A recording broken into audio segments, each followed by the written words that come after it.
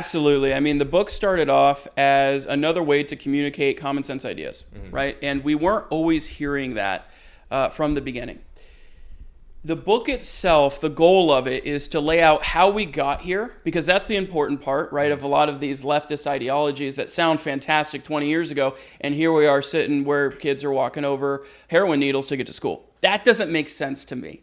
Maybe it does to some on the left, doesn't to me.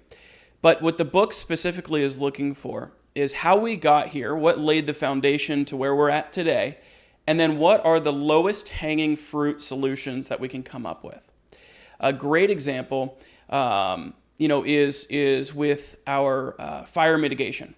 We're sitting here right now in Bonsall, huge fire area. In fact, the lilac fire ripped through here, and as a result, left high insurance premiums. A lot of homes were destroyed, etc.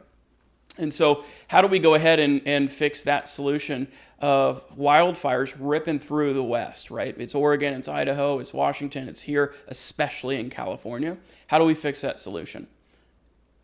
Let's just clean up our land. Let's just manage our land, right? Let's take care of what God gave us and make sure it's clear so that we can protect our homes and protect our communities. That seems like a pretty low-hanging fruit, common sense solution to me.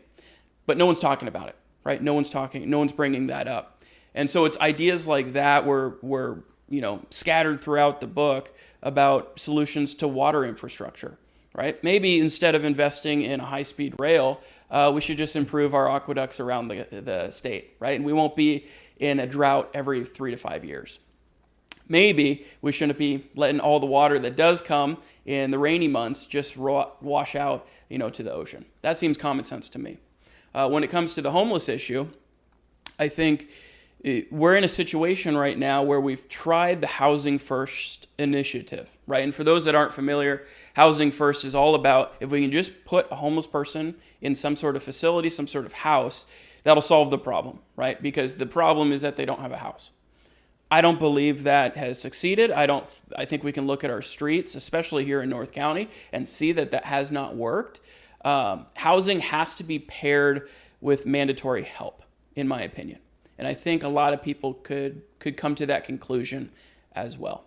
If we're going to put someone in a house, if we're going to provide them that at tax dollar expenses, you and I are paying for it, right? And I think generally speaking, we could agree, hey, we want to take care of these people and get them on a path to success instead of where they're at right now.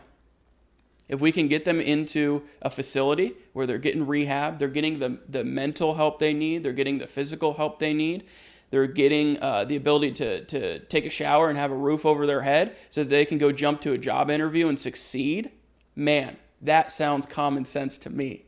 And we talk through all that. We talk education. In the book, I talk about homelessness and water scarcity, wildfire mitigation, etc. But it's a very simple read, and that was the goal of it.